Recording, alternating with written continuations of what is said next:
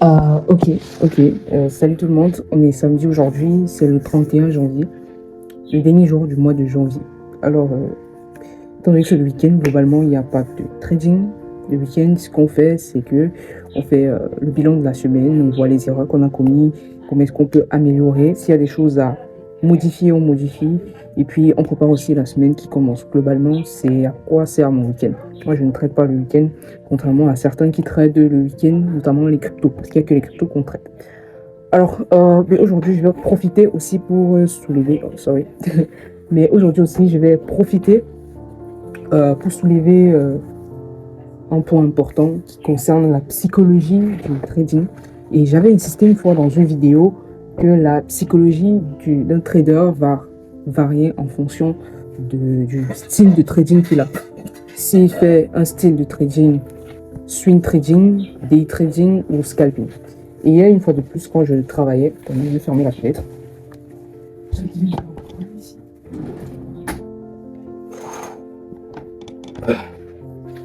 Ok, moi je sais pas si vous allez me voir.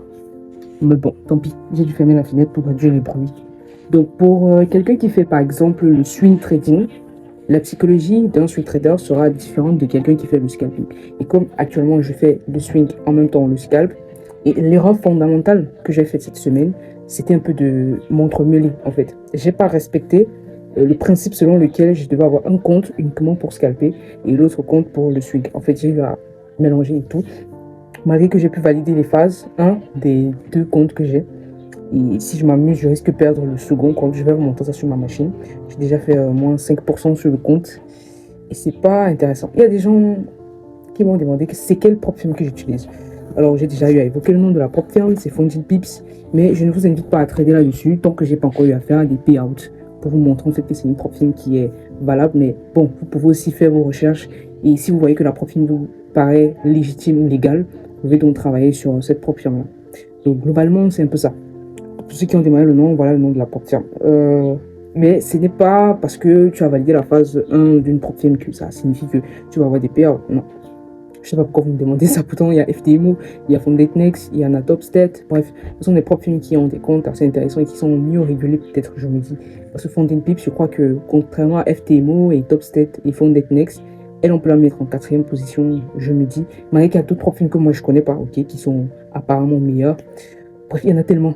Et après, c'est à vous de choisir et de voir ce qui vous permet en fait d'avoir des payouts et être aussi, ne pas être focus juste sur une propre firme. Parce que c'est vrai qu'actuellement, je suis que sur une seule propre firme, mais j'ai l'intention de revenir sur FTMO, d'aller sur Fondetnext, bref, d'avoir des comptes un peu partout sur les propres firmes pour utiliser cet effet de levier que les propres firmes donnent. Donc, je reviens sur la psychologie que je parlais, étant donné que j'ai eu à faire une grosse erreur cette semaine, de m'entremêler, de prendre un peu trop de risques, parce que quelque part, je me suis rendu compte que je voulais à tout prix valider la phase 2.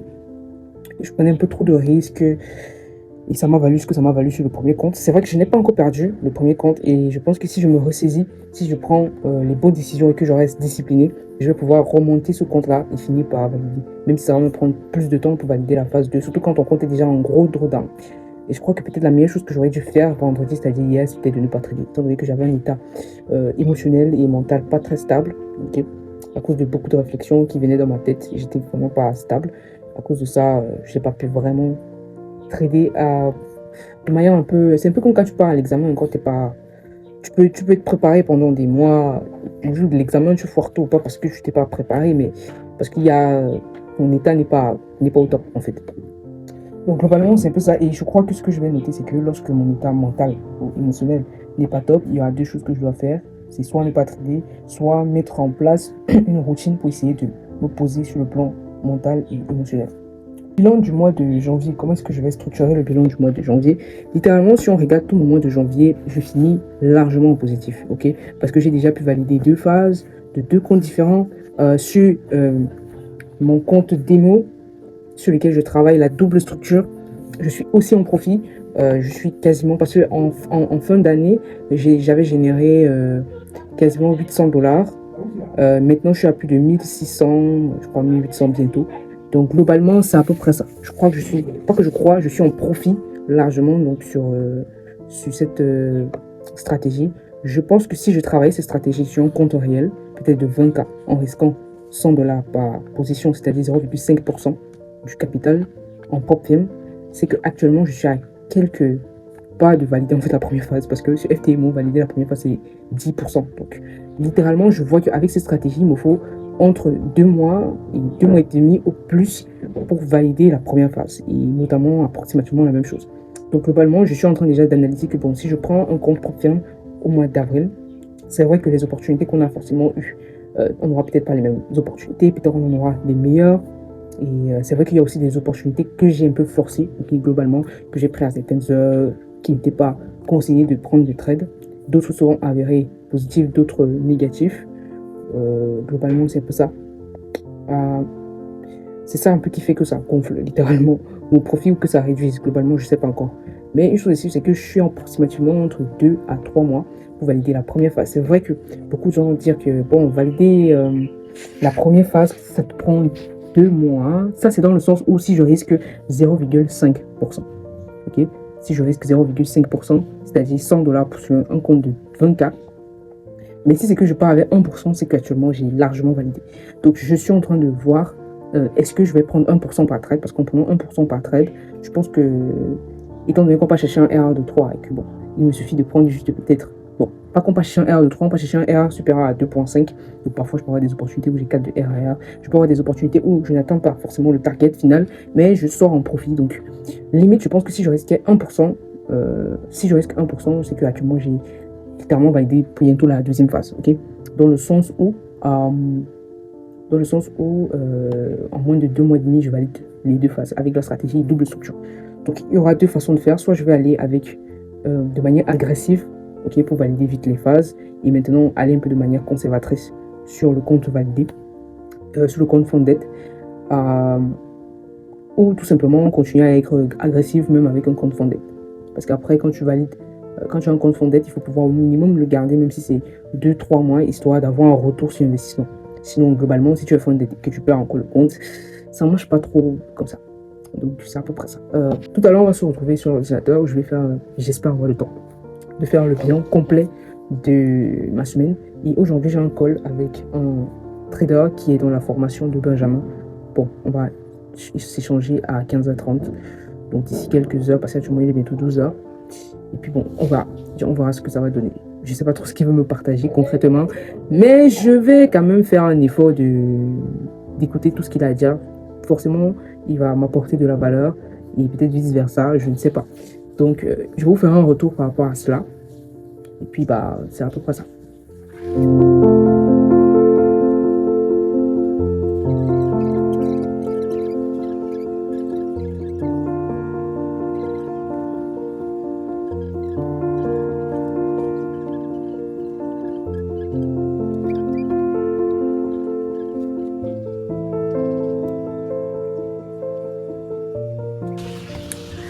Ok les gars, là actuellement ça fait quasiment 1 à 32 heures de temps que j'ai eu à échanger avec le trader en question dont je vous ai fait part depuis hier ou avant-hier, je ne me rappelle plus. C'est un trader qui suit la formation de Benjamin, avec qui on a échangé. Globalement, il m'a un peu parlé de tout ce qui concerne la formation de Benjamin et tout. J'ai trouvé ça assez intéressant. Il a été très gentil, il m'a partagé des choses assez importantes. Et franchement, je ne sais pas comment le remercier assez pour l'acte qu'il a posé, parce que pour moi, ça m'a un peu surpris qu'il m'ait partagé autant de connaissances gratuitement, des connaissances que lui, il a payées. Donc globalement, je le remercie énormément. J'ai déjà eu à commencer à regarder tout ce qu'il m'a partagé. Le week-end, si je vais vraiment prendre le temps de regarder ça, parce que en dehors de ça, je suis pas sûr d'avoir le temps en semaine pour travailler la suite, pour regarder la suite des vidéos. Donc je vais quand même regarder plus de 80% des vidéos et peut-être terminer le reste en semaine. Donc globalement, c'est un peu ça. Sinon, c'est quelqu'un qui m'a partagé un peu aussi son point de vue par rapport à tout ce qui concerne le trading de manière globale. Il trade aussi une stratégie, en fait les stratégies que je trade, il a déjà eu à les trader aussi, notamment la double structure, et actuellement il travaille une stratégie dont je vous ai fait part un peu sur les actions et autres. Bref, moi ça me rassure de voir en fait, des gens, de voir en fait comment Benjamin fait énormément d'efforts pour aider les gens à être rentables en trading sans scam. Sachant qu'il y a beaucoup de personnes qui sont dans le scam, désolé je suis épuisé. Oh, je suis vraiment fatigué, donc c'est pour ça que je baille beaucoup. Il y a beaucoup de gens qui sont dans le scam ou qui divulguent des formations qui ne valent pas leur prix. Je sais pas si on va payer ça scam ou arnaque, bref. Donc globalement c'est un peu ça. Et puis moi je me dis, et on échangeait aussi de manière un peu légère sur le fait qu'en Afrique on n'a pas vraiment de leader en fait dans le trading. C'est vrai qu'il y en a quelques-uns, mais quand je dis leader, c'est dans le sens où quelqu'un qui encadre vraiment des gens dans le trading. La plupart, ils veulent nous montrer un lifestyle, bref, vous voyez un peu tout ce que les scammers font, copy trading. On est un peu réduit à ça en Afrique. Ceux qui font un peu des efforts sont peu et parfois pas très connus. Je sais pas pourquoi. Mais globalement, ce que Benjamin fait, moi je trouve ça assez impressionnant, l'effort qu'il met à vouloir vraiment aider de manière vraiment structurée, pas juste vendre de rêve. Il travaille de manière beaucoup plus professionnelle que ce que je vois en fait sur YouTube. Donc, moi je me dis, avec ce que ce trader m'a partagé, sur YouTube, je peux vous rassurer que c'est que le dessus de l'iceberg que vous voyez pour Benjamin. En dessous, il y a beaucoup de gens vont peut-être voir que peut-être j'idolâtre Benjamin, non. C'est pas que je l'idolâtre, mais quand tu es passé par beaucoup de choses en trading, et que tu tombes sur une personne qui t'apporte vraiment de la valeur, tu as envie de partager ça en fait à tout le monde. Tu vas lui dire oui, lui, il apporte vraiment de la valeur. Il n'est pas comme les autres. Cela ne veut pas dire que les autres ne sont pas rentables, mais les autres sont moins professionnels. Ils s'en foutent un peu d'un certain nombre de choses. Ce qui les intéresse, eux, c'est faire du profit, c'est-à-dire pour eux-mêmes et non pour vous. Donc globalement, dans la zone francophone, moi je classe Benjamin parmi les meilleurs. Ok, je dis pas que c'est le meilleur, mais il est parmi les meilleurs. Les autres, vraiment, moi je les mets un peu en bas de l'échelle. Quand je dis les autres, je ne vais pas citer les noms. Je ne cherche pas à faire de comparatif. Et puis chacun a son point de vue. Il y a des gens qui vont venir dire, je crois qu'il y a un trader qui m'avait dit que lui, il trouve que Benjamin est trop compliqué. En plus, il fait du swing. Bref, si c'est pas ton style de trading, bah, c'est pas ton style. Trouve quelqu'un qui va t'apprendre des éléments qui vont t'aider dans ton style de trading. Benjamin, il est très swing. Et moi, c'est le style de trading que j'ai opté. Du coup, en réfléchissant, je lui ai partagé aussi mon expérience de cette semaine avec mes comptes et ma stratégie scalping, un peu tout le bordel que j'ai eu à faire globalement sur mes comptes, ou sur un de mes comptes, parce que l'autre, j'ai été très conservatrice. Il m'a conseillé vraiment de rester structuré sur ce que je maîtrise déjà. Et si je fais du swing, de rester vraiment sur le swing. Et je crois que c'est ce que je vais faire. Limite, la stratégie de scalping que j'ai là, je vais la mettre en pause. Je vais rester sur le swing. Et je me rends compte qu'il y avait un trader qui m'avait laissé un message en commentaire. Et moi, je l'avais confronté. J'avais confronté son commentaire parce que moi, je comprends toujours les commentaires de certaines personnes. Quand je dis je confronte, c'est que je dis, bon, je donne mon point de vue et je dis ce que je pense par rapport à ce que je vois. Et limite, lui, il avait très mal pris ça, au point où il se disait que peut-être il m'a offensé, je sais pas trop. Il a insisté sur le fait que lui, il vit du trading, nanani, nanana. Bon, déjà, je ne l'ai pas demandé s'il vit du trading. Moi, je comprends pas pourquoi il met ce justificatif en mode moi, je vis du trading. Limite, ça m'aide pas trop quand il me dit ça. Il m'avait dit que reste en trading en H4, H1. Moi, je pense que je peux très bien faire du scalping, mais il faut pas que je m'embrouille parce que je me suis rendu compte que je me suis beaucoup embrouillé cette semaine. Scalping, swing, du coup, je fais plus de performance en swing qu'en scalping. Donc, la stratégie scalping en question, je crois que je vais la garder. Je vais continuer peut-être à travailler en démo. C'est la décision que je prends. Je sais pas si c'est la bonne décision ou si je dois continuer à scalper. Mais je crois que je vais la remettre en une pause parce qu'à cause de ça, certes, j'ai eu 2 semaines positives, littéralement, que cette semaine c'était la cata. Mais globalement, pour être sérieuse, la stratégie scalping en elle-même n'a pas un problème. Le problème, c'est moi. Quand je dis que le problème, c'est moi, c'est que la stratégie, elle marche. Parce que si j'essaye d'observer et que je prenais le même risque par trade, cette semaine, je finis largement en positif avec la stratégie scalping. Parce que mercredi, je crois, j'ai pris 10 de R. Or, j'ai pas risqué ce que je risque d'habitude. Or, si j'avais risqué ce que je risque d'habitude, c'est que les 2 stops que j'ai pris jeudi et vendredi, ça devait être rien du tout par rapport à ce que j'ai gagné quasiment mercredi. Donc, je me rends compte que le problème, c'est un peu moi.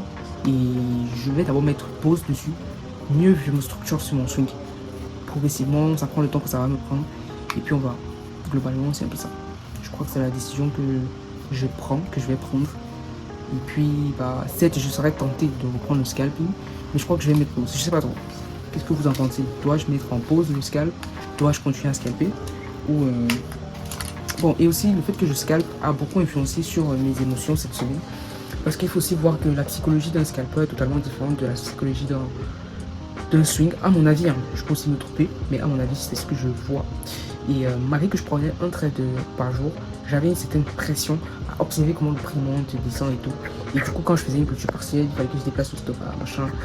Bref, globalement, je me dis, je vais d'abord arrêter le scalp, c'est-à-dire cette stratégie. Je vais travailler toujours en démo pour mieux observer comment est-ce que je peux peut-être l'optimiser s'il y a des optimisations à faire. Mais sinon, c'est une très bonne stratégie. Moi, je trouve qu'elle est intéressante.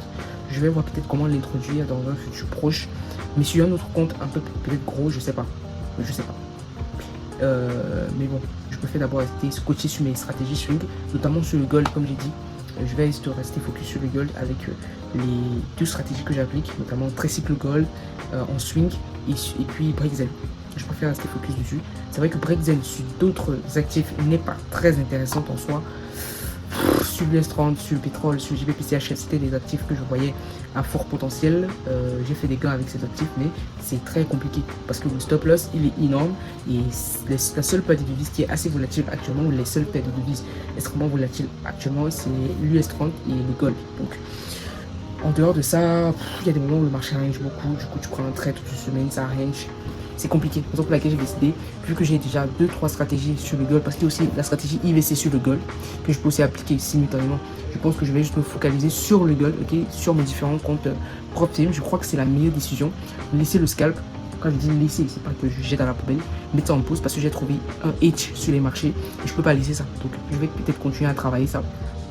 Et puis on verra, peut-être dans 2, 3, 4 mois, comment est-ce que je vais réintégrer ça, si possible même en automatique, pourquoi pas. Ça va peut-être m'éviter, si c'est possible d'automatiser, ça va peut-être m'éviter de m'exposer ou d'être là chaque jour à 15h30 pour pouvoir trader, ou 14h30 parce que les horaires changent. Ok, là globalement, je crois pas que j'aurai assez de temps pour filmer mon ordi, c'est-à-dire le journal de bilan de la semaine que je voulais faire pour vous montrer, parce que je parle juste, je vous ai pas commenté globalement. Peut-être je vais forcer la nuit pour filmer tout ça. Parce que je travaille aussi sur autre chose actuellement.